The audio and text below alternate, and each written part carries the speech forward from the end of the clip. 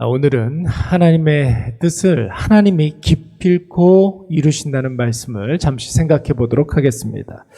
아브라함이 100세에 낳은 아들 이삭은 40살까지 결혼하지 못한 노총각이었습니다. 그 이유는 딱 한 가지였죠. 이삭의 아내감이 가나안 땅에서는 없기 때문에 가나안 땅에서 이삭의 아내를 맞이하지 않기 위한 아브라함의 노력이 있었기 때문입니다. 아브라함 집은 어떤 가문이었습니까? 살아계시고 전능하신 하나님과 언약을 맺고 하나님의 말씀대로 살아가는 여호와 신앙의 공동체 신앙 가정이었습니다. 아브라함과 아브라함 집안 사람들이 사는 곳은 여러분 그럼에도 불구하고 우상 숭배를 하고 혐오와 쾌락의 문화를 가진 하나님과 전혀 상관이 없는 사람들이 사는 곳이었습니다. 존재가 다르고 그들이 해야 할 사명이 다르고 그들의 삶의 중심이 다른 그런 사람들과 섞여 살게 되면 아브라함이 하나님께 약속한 하나님 중심적으로 사는 그런 하나님의 자녀의 삶을 살 수가 없게 되는 것이죠. 또한 그뿐만 아니라 자신들이 감당해야 할 하나님이 주신 그 사명도 감당할 수가 없는 것입니다.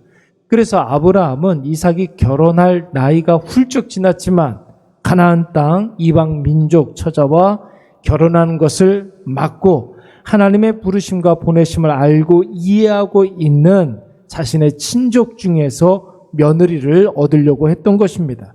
그렇게 해서 여러분 이삭이 결혼한 그 여인이 누구였습니까?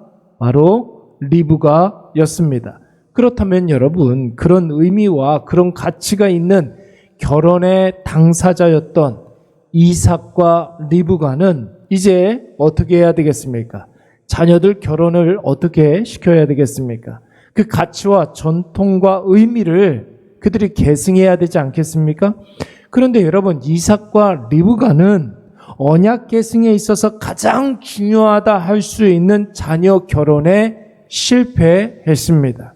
물론 에서가 세상에 빠져서 세속화된 까닭이 있지만 그래서 뭐든지 자기 마음대로 했던 에서에게 문제가 많았지만 여러분 46절에서 리브가가 고백한 대로 이삭 가문의 비극의 시작은 에서가 이방 여인을 집으로 데리고 들어오면서부터 시작된 것입니다.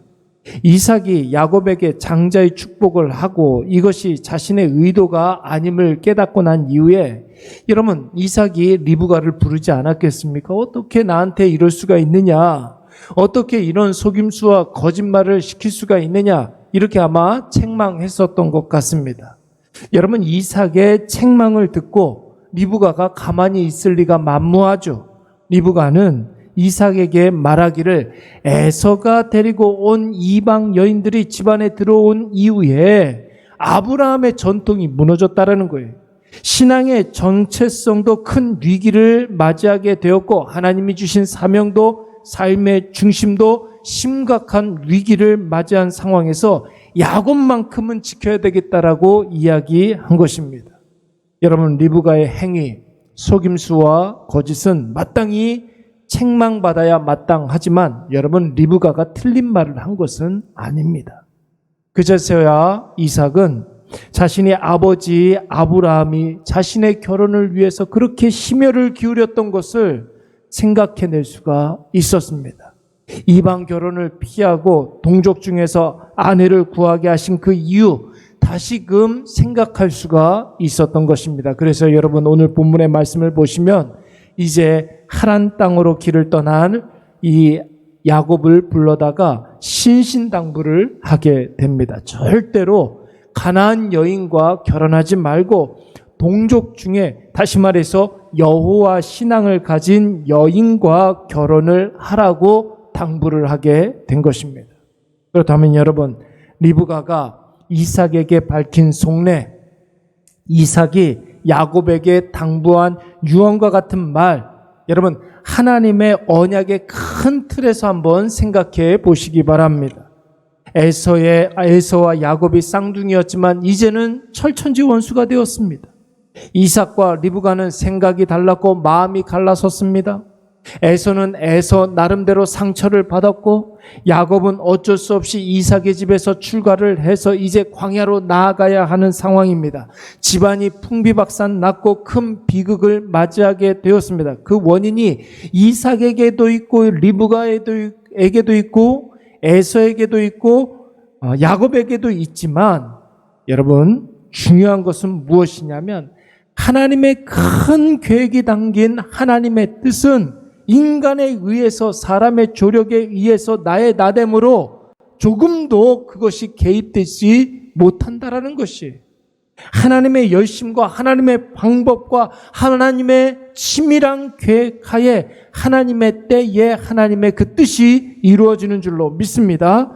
하나님께서 직접 성취하시는 하나님의 계획과 뜻은 언제나 선하고 공의로우시며 모든 피조물들에게 유익한 것이, 그래서 하나님의 뜻이 성취되는 그곳에는 언제나 하나님께서 영광 받으시는 일들이 있는 것입니다.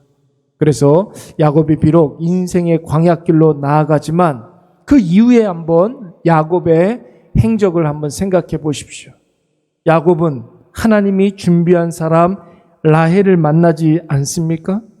뿐만 아니라 우여곡절 끝에 2명의 아내와 2명의 첩을 통해서 12명의 아들을 얻게 됩니다. 여러분, 이 12명의 아들들을 통해서 하나님께서 이스라엘 민족의, 이스라엘 나라의 기틀을 다지게 하시는 것입니다. 지난번에도 한번 말씀을 드렸지만 한번 생각을 해보십시오. 이스라엘 족장의 시대에 그 주역들, 아브라함, 이삭, 야곱, 요셉, 이 4명의 공통적인 것 한 가지가 있습니다. 모두 다 아들들 중에 버림받은 자녀가 하나 정도는 있었다라는 거예요.